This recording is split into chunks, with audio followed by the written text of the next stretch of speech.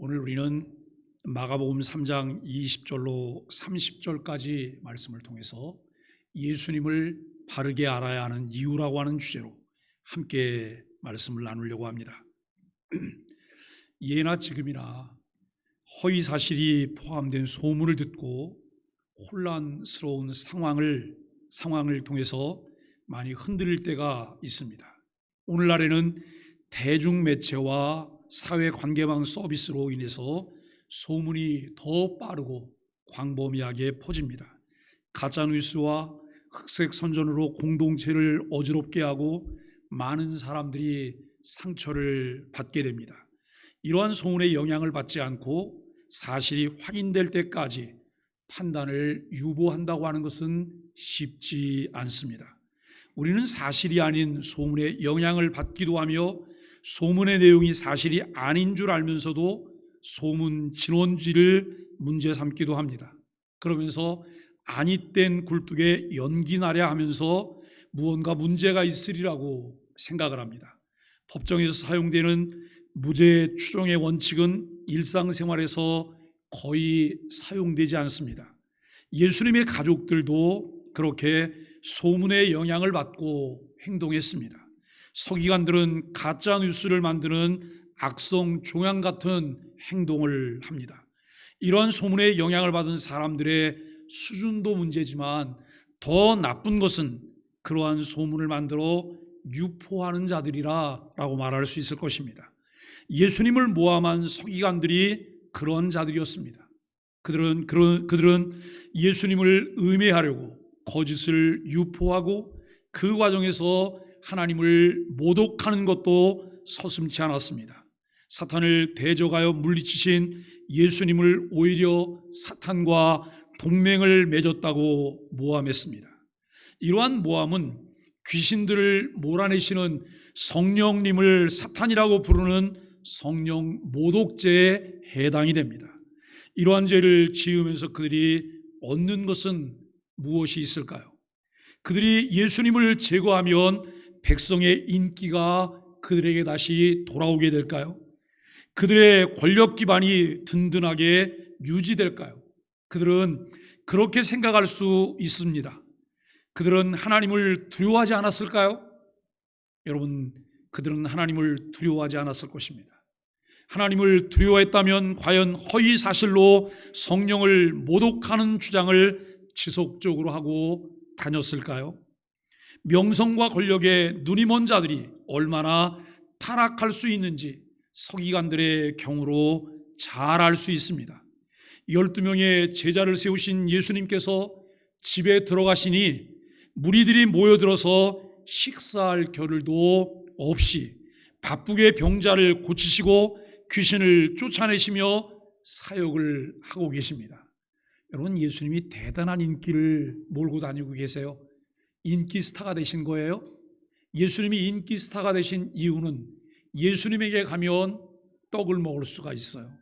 예수님께 가면 병을 고칠 수가 있어요. 예수님께 가면 귀신이 쫓겨나요. 예수님께 가면 문제가 해결되어져요. 그리고 예수님께 가면 말씀을 들을 수가 있어요. 다양한 이유로 사람들이 예수님을 찾아오는데 예수님이 식사할 시간조차도 갖지 못할 정도로 사람들이 몰려오고 바쁘게 사역을 하고 계십니다. 마가복음 3장 20절, 21절 그리고 22절에서 예수님의 가족들과 서기관들이 예수님을 오해하고 비난하는 장면이 나옵니다. 예수님의 가족들은 예수가 미쳤다는 소문 때문에 예수님의 사역을 통제하려는 마음으로 그에게 왔습니다. 분명히 자기 형제잖아요. 그 예수님의 동생들이 있거든요. 예수님의 동생들이 함께 집에서 성장을 했단 말이에요. 근데 어느 날 이 예수님이 집을 떠나서 갈릴리를 중심으로 사역을 해요. 그런데 예수님이 굉장한 기적도 행하고 또 많은 사람들이 모여들기도 하고 때로는 예수님에 대해서 어떤 사람은 하나님의 아들이라고 말하기도 해요. 그런데 사람들이 예수님을 미쳤다고 말하는 거예요. 예수님이 미친 거야. 그러니까 여러분, 그냥 우리가 여기서 미친 거야라고 말하지만 그 미친 거야를 세 글자로 말하면 뭐예요? 네? 다 아시잖아요, 그죠? 그렇게 예수님을 정죄하고 모함하고 비난하는 그런 일이 생겼어요. 그러니 가족들 입장에서는 어떨까요? 예수님이 그렇게 모함받고 비난받고 그리고 더 큰 어떤 일을 저지를지도 모르는 그런 상황들을 예측하면서 예수님을 통제하려고 하는 마음으로 예수님께 나왔습니다. 그러나 예루살렘에서 내려온 서기관들은, 오늘 여기 서기관을 말해요. 그런데 성경에서 뭐라고 말하냐면 예루살렘에서 내려온 서기관이라 그래요. 그러면 이전에 예수님하고 충돌했던 바리새인과 서기관이 나올 때 그 서기관과는 다른 사람들이에요.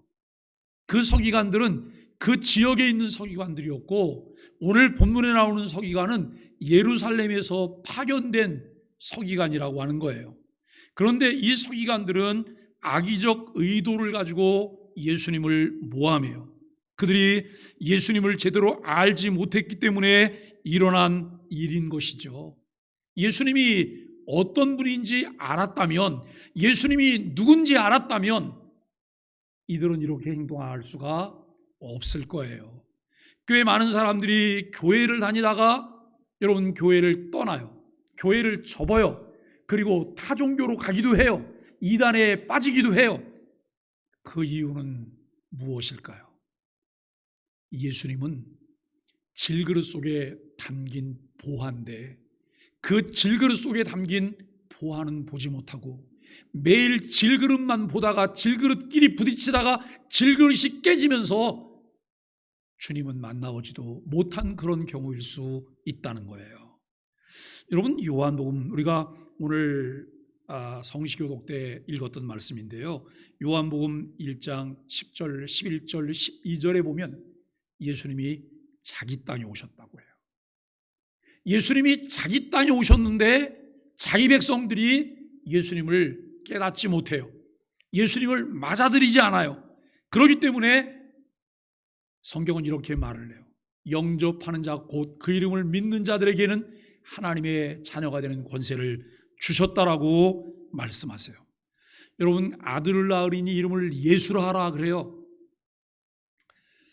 요셉이 자기와 정혼한 여인 마리아를 보니 마리아와는 한 번도 잠자리를 같이 한 적이 없는데 마리아의 배가 불러와요.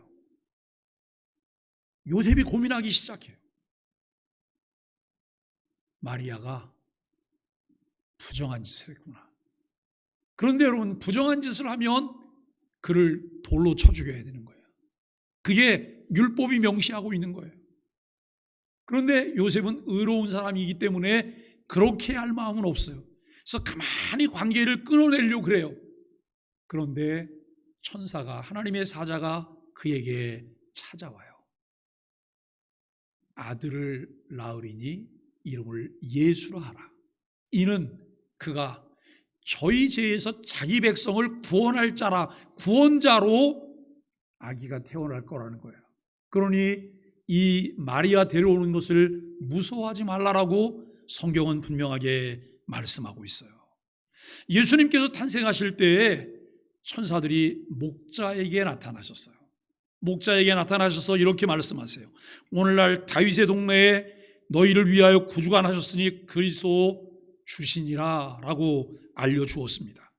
요셉도 마리아도 예수님이 누구신지 알아야 했고 사람들의 소문에 휘둘리지 않아야 했음에도 예수님의 가족들이 예수님을 찾아왔어요.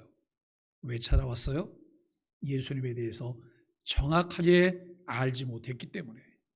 이미 여러분, 예수님이 태어나기 전에 마리아도 요셉도 그들을 통해서 태어날 아기가 예사 사람이 아니라고 하는 것을 알고 있었어요.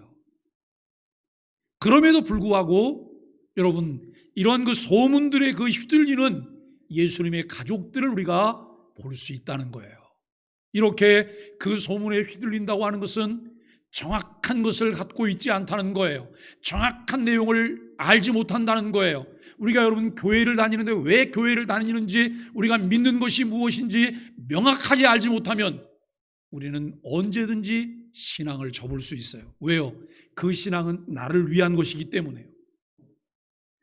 그런데 여러분, 우리가 이 신앙생활이 나를 위한 것일 뿐만 아니라 나를 하나님이 불렀다고 하는 것을 우리가 분명하게 깨닫게 된다면 우리의 행동은 좀 달라질 거예요. 내가 보이는 반응도 달라지게 될 거예요. 예루살렘에서 내려온 서기관들은 앞서 등장했던 서기관들과는 다른 위치의 사람들로 보이는데 이미 예수님에 대한 이 사역에 대한 보고가 예루살렘까지 이루어졌고 예수님의 행적을 감시하려는 수단으로 서기관들을 파견한 것으로 보입니다. 당시 서기관들은 하나님의 말씀을 필사하던 사람들이에요. 누구보다 하나님을 그리고 약속된 메시아에 대한 것을 잘 알 수 있었던 사람들이에요. 그러나 예수님이 메시아이심을 깨닫지도 못했고 믿지도 않았습니다.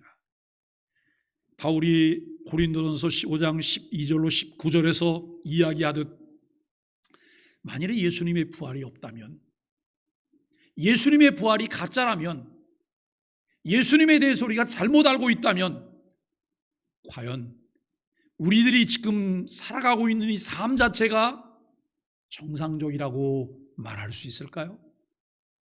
만일에 예수님이 가짜라면, 예수님의 부활이 거짓이라고 한다면 주의를 지키는 우리들이 어리석은 자일 것입니다. 성경을 통해 하나님을 아는 바른 지식을 가져야 하는 이유는 분명합니다. 성경은 하나님이 누구신지, 예수님이 누구신지, 성령님이 누구신지를 분명하게 말씀하고 있습니다. 참 그리스도인으로 신앙생활하길 원할 때 우리에게 꼭 필요한 것은 성경에 대한 바른 이해입니다. 본문이 우리에게 가르쳐주는 것이 무엇인지를 함께 살피며 예수님을 바르게 알아가는 시간이 되기를 바랍니다. 우리는 아침마다 열왕기상을 묵상하고 있어요. 내일 아침이면 열왕기상이 끝나요. 그리고 모레부터 열왕기하를 또 시작하게 되는데 지나간 한 주간 동안 그 열왕기상 끝부분에서 다뤘던 내용은 이런 거예요.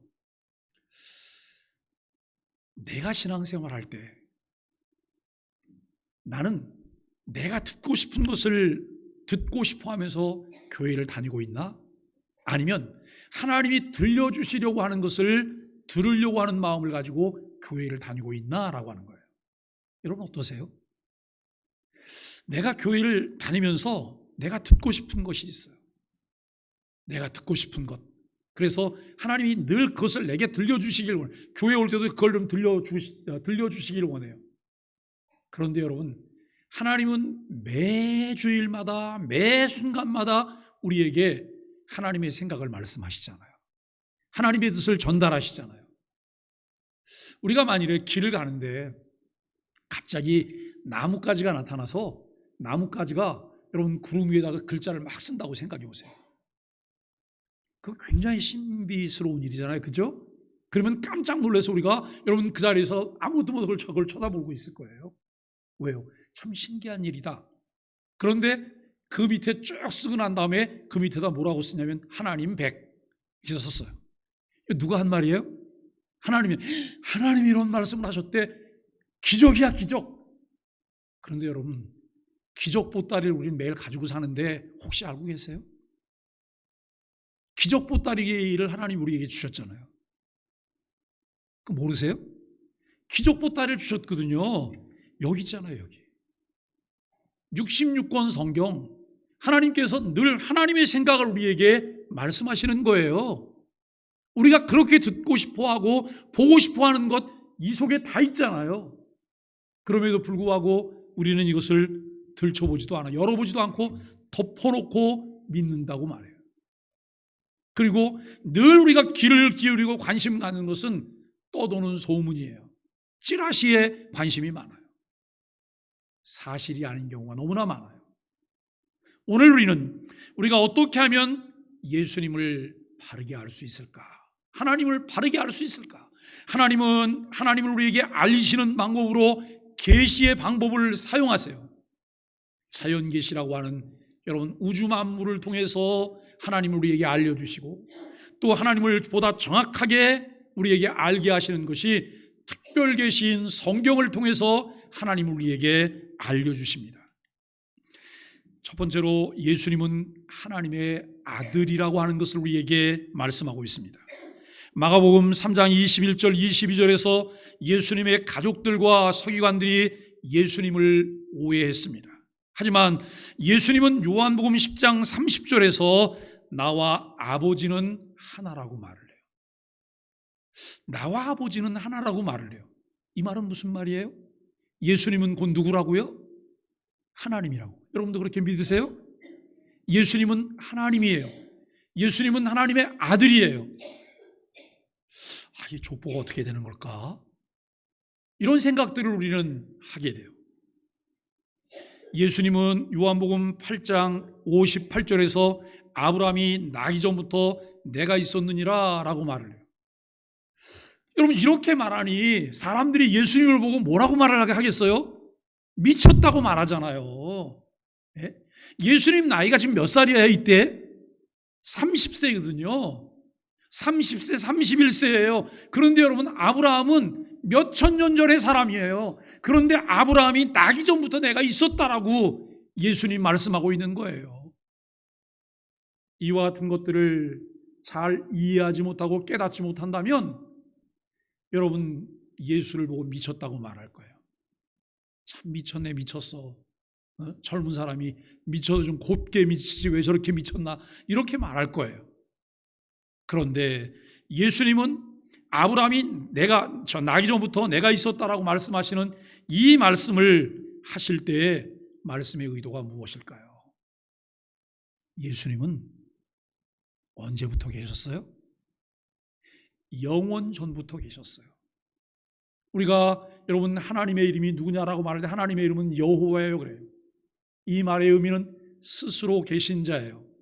하나님을 영원 자존자라고 말을 해요. 하나님은 처음과 나중이에요. 하나님은 누가 만들지 않았어요. 하나님은 스스로 계신 분이에요. 그런데 이 성부 하나님께서 계신 것처럼 성자 예수 그리스도도 영원 전부터 계셨다는 거예요. 그리고 예수님과 하나님은 하나라고 하는 거예요. 하나님은 몇 분이시죠? 하나님 몇 분이에요? 한 분이세요. 그런데 이 한 분이신 하나님에게 세 위격이 있어요. 세 개의 인격체가 있어요. 그것이 무엇일까요? 성부, 성자, 성령이에요. 영광과 권능이 동등해요. 여러분 요한복음 20장 31절은 요한복음을 기록한 목적에 대해서 말을 해요. 예수님이 하나님의 아들 그리스도라는 것을 믿게 하고 또 그 이름으로 영생이 있음을 알게 하기 위함이라 라고 말씀을 하고 있어요. 요즘 우리가 주일 오후에 사도신경 신앙고백을 함께 공부하고 있어요. 지금 기독론인 예수님에 관한 것들을 계속 공부하면서 오늘 오후에 세 번째 시간 하나님의 아들에 관한 내용을 우리가 공부하게 되는 날이에요. 예수님이 참 하나님이시며 참 인간으로 이 땅에 구원자로 오셨음을 믿어야 한다는 거예요.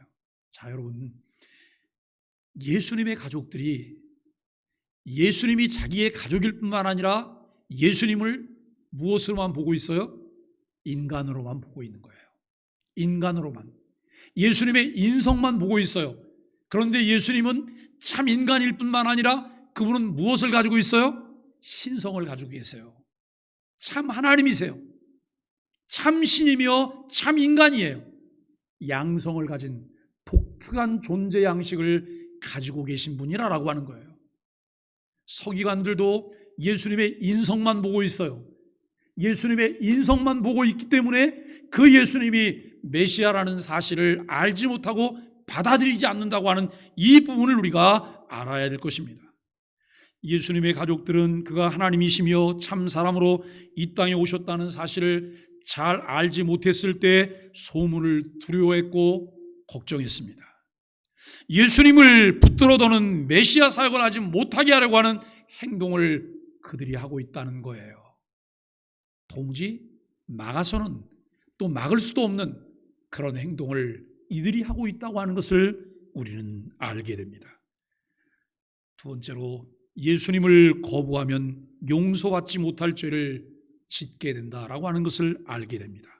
서기관들은 예수가 바알세불에게 사로잡혀 있다, 그가 귀신들의 우두머리에 힘을 빌려 귀신을 쫓아내는 것이다 라고 말을 해요. 귀신을 쫓아내는 것은 영에 속한 일이에요. 여러분, 귀신이 있다는 사실을 인정하시죠? 귀신이 있어요, 없어요? 귀신이 없어요? 귀신이 있어요. 성경이 그렇게 말을 해요. 실제 우리의 삶 가운데에도 귀신이 있다고 하는 것을 우리는 경험해요. 여러분, 종교 지도자라면 당연히 그 일을 설명할 수 있어야 합니다. 이 율법학자인 서기관들은 귀신의 왕을 힘입어 귀신을 쫓아냈다고 이야기를 해요. 누가요? 예수가. 병 나은 사람도 귀신도 예수님이 하나님의 아들이라고 알아봤어요. 불치의 병에 있었던 이들이 예수님을 통해서 병 고침을 받고 아직 알리지 말라고 말했어요. 소문내지 말라고. 그럼에도 불구하고 자기가 여러분 평생 고생하던 그 질병으로부터 자유함을 얻고 난 다음에 그들은 입이 간질거려서 말하지 않을 수가 없었어요. 그리고 그들이 보고 듣고 자신이 경험하고 자신이 체험한 것을 말해요. 그러면서 그는 하나님의 아들이라고 말해요. 이 소문들이 퍼져나가면서 이 소문들은 예루살렘까지 가게 됐던 거예요. 그리고 여러분, 이와 같은 소문들을 경계하기 위해서 서기관들이 파견되었던 것이죠.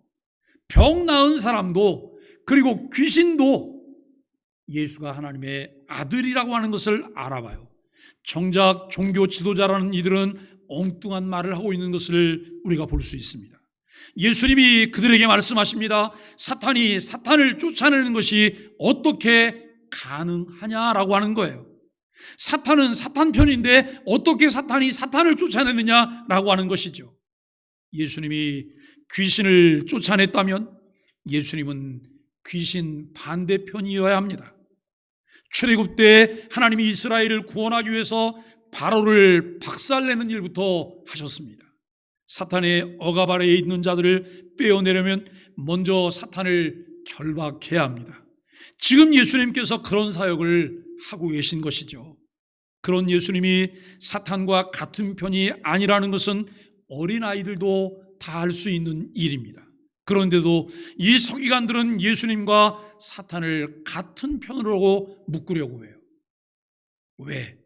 도대체 무슨 의도로 이들이 그렇게 했을까요? 이들은 악의를 가지고 예수님에 대해서 거짓 주장을 하고 있습니다. 이들의 주장이 사실이라면 예수님은 바알세불, 귀신에게 접신한 것이 되는 거예요. 이 귀신은 마귀의 왕이에요. 그렇다면 예수님이 이 귀신과 접신해서 여러분 이 귀신을 쫓아낸 것일까요? 만일에 그렇다면 레위기 20장 27절에 의해서 예수님은 무엇에 해당해요? 사형에 해당하는 거예요. 귀신과 접신하는 자는 사형에 처할 것이라고 율법이 명시하고 있기 때문이에요. 서기관들의 주장은 단순히 허위가 아니에요. 예수님을 죽이고자 하는 악의를 담고 이와 같은 거짓 소문을 내고 있다라고 하는 거예요. 지금 모함하면서 분위기를 몰아가고 있는 일들을 그들이 진행하고 있다는 것입니다. 이 자체도 악한데 서기관들은 성령을 바알세불이라고 부르는 성령 모독죄까지 범하고 있어요. 예수님께서는 이어서 아멘을 말씀하세요. 진실로라고 하는 뜻이에요. 우리가 여러분 기도 끝날 때 아멘 하시죠? 누가 기도할 때 여러분 중간에 아멘도 하시죠? 말씀을 듣다가 아멘도 하시죠? 이 아멘이라고 하는 말의 의미는 진실로예요. 진실로. 그렇게 되기를 원합니다. 그렇습니다. 맞습니다라고 하는 여러분 이런 의미죠. 그래서 28절에 내가 진실로 너희에게 이르노니를 헬라어로는 아멘 레고 휘민이라고 말을 해요. 우리는 말씀을 듣고 난 후 그리고 기도를 마치고 난 후 그것에 대한 반응으로 우리는 아멘을 해요. 왜요? 무슨 말을 할지 모르니까. 무슨 내용을 알지 모르니까. 여러분, 우리가 이렇게 말할 수 있어요. 저 사람은 무슨 말을 해도 진실을 말하기 때문에 나는 무조건 다 믿을 거야. 저 사람이 무슨 문서를 갖다 내밀든 나는 무조건 안 보고 다 도장 찍을 거야. 여러분, 그럴 수 있는 사람들이 있을까요? 누가 그래요? 돈을 주고받을 때는 누구와도 돈을 세라고요? 부자지간에도요. 왜요? 사람은 실수를 할 수 있기 때문에. 의도가 없어도 실수로 돈을 더 주는 건 괜찮은데 덜 줄 수 있어요. 그렇기 때문에 세서 받으라는 거예요. 그리고 또 사람들에게는 이 의도는 없지만 그 실수는 아니지만 의도가 있을 수 있어요. 의도가 어떻게든지 사람을 속여서 나에게 유리하게 뭘 만들어내려고 하는 것이 사람들에게 있다는 거예요. 그렇기 때문에 우리가 먼저 아멘할 수가 없는 거예요. 그런데 예수님은 먼저 아멘이라고 하시고 말씀을 시작해요. 왜 그럴까요? 우리가 지금까지 기도한 내용이나 선포한 말씀이 모두 사실이라는 의미로 아멘을 말한다면 예수님은 이제부터 말하는 내용이 모두 사실이라는 의미로 아멘에 해당하는 진실로라고 하는 말을 사용해요. 여러분 그렇게 믿으세요? 66권 성경이에요. 1189장이에요. 이 말씀은 내가 여러분 열어보기도 전에도 아멘 하실 수 있을까요? 열어보기 전에도 믿을만 하실까요? 아멘이죠. 그런데 여러분 열어보지 않고 아멘만 하면 아무런 혜택이 없으세요. 아무런 혜택이 없으세요. 왜요? 내용을 모르니까.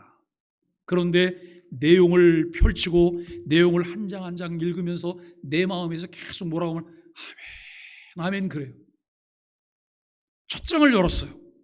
창세기 1장 1절이에요. 태초에 하나님이 천지를 창조하시니라. 이게 얼마나 대단한 이야기예요. 그냥 한 줄이잖아요. 한 줄. 한 줄인데 이 한 줄은 모든 것이 가능하다고 하는 것을 말하고 있는 한 줄이에요. 그런데 여러분 내가 그 한 줄을 보면서 무슨 마음이 드냐면 아멘 그래요. 아멘. 이 말은 무슨 말이냐면 하나님이야.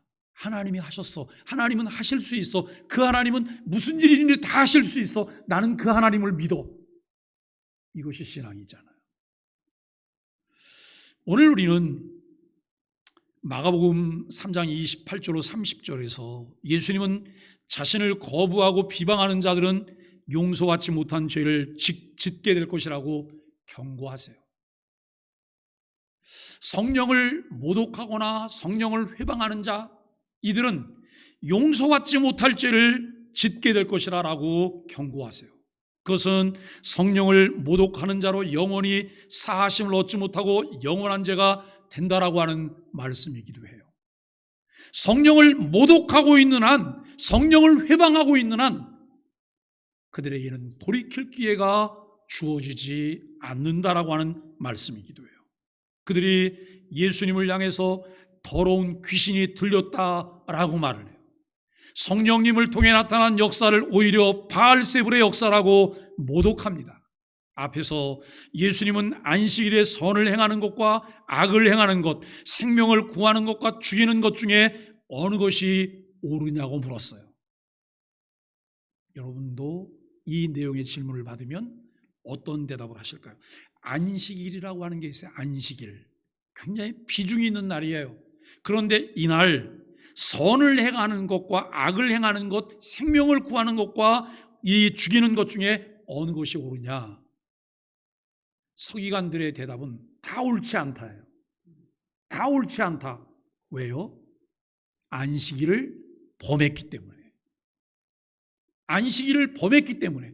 그들은 문자적으로 안식일을 여러분 이해하고 있지 안식일이 말하는 정신은 깨닫지도 못해요. 그런데 예수님이 하신 일이 안식일에 병을 고치는 일이에요. 예수님이 안식일에도 죽은 자를 살리는 일을 하시기도 하셔요.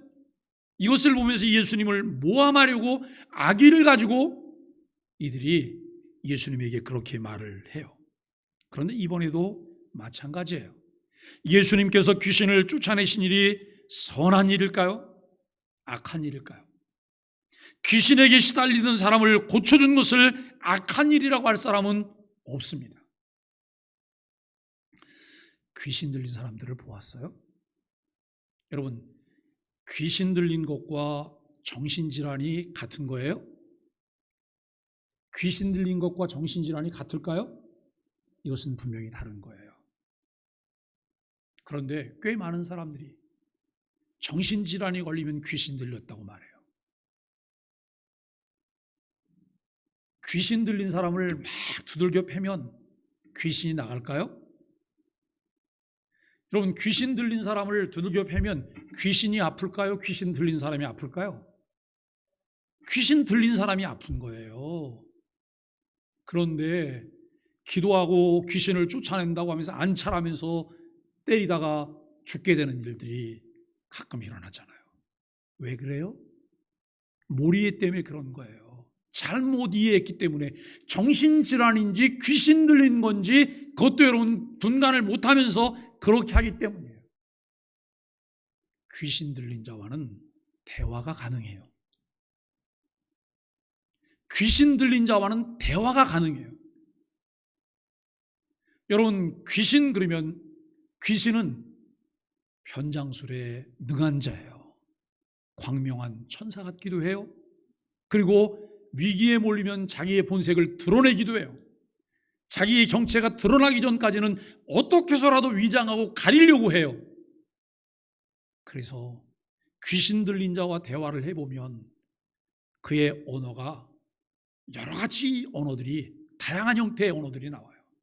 마치 어느 때는 아주 친절한 따뜻한 천사같이 이야기를 해요. 왜요? 자기를 감춰야 하니까.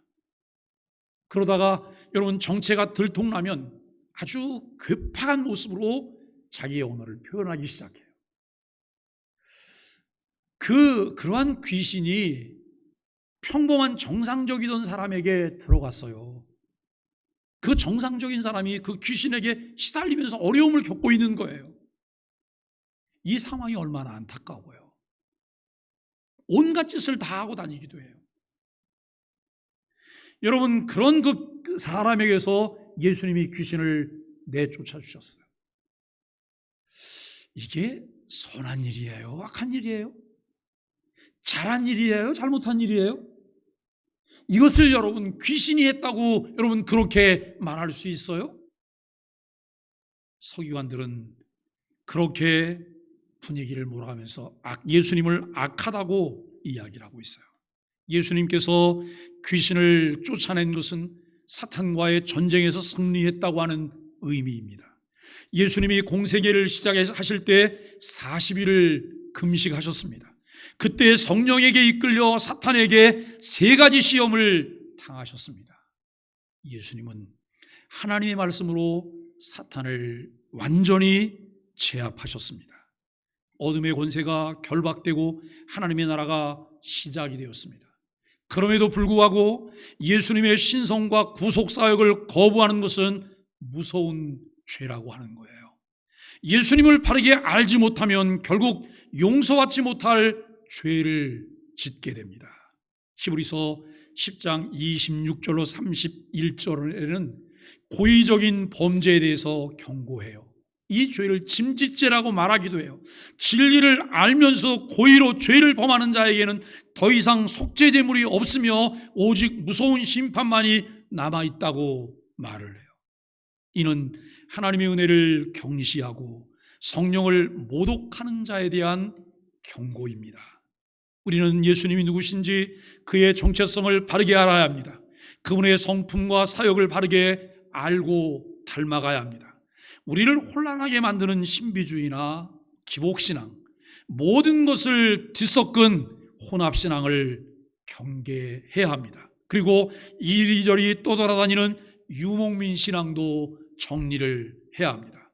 사랑하는 소망의 가족 여러분, 오늘 말씀을 통해 우리가 예수님을 바르게 알아야 할 이유가 무엇인지를 깨닫게 됩니다.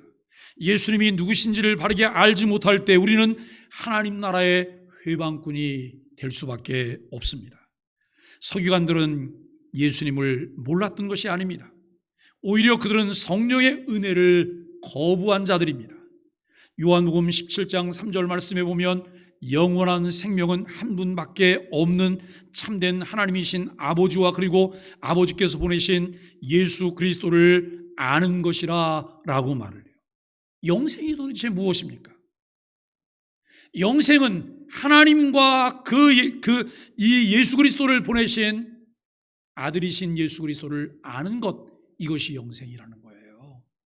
안다는 것이 단순히 지식으로 안다는 것일까요? 아니에요. 안다는 것은 믿는 거예요. 받아들이는 거예요. 인정하고 그와 함께 우리가 함께 사는 거예요. 예수님은 참 하나님이시고 우리의 구원자이십니다. 우리는 예수님을 바르게 믿고 따르는 사람들이 되어야 합니다. 죄와 허물로 영원히 죽었던 우리의 죄로부터 구원하신 예수 그리스도를 주로 믿을 수 있는 은혜 안에 살게 되기를 바랍니다. 매일 성경을 통해서 예수님을 바르게 아는 것을 사모하십시오. 그리고 예수님과 인격적인 관계를 맺고 친밀한 교제로 예수님을 닮아가는 소망의 가족들이 되시기를 예수 그리스도의 이름으로 간절히 축복합니다.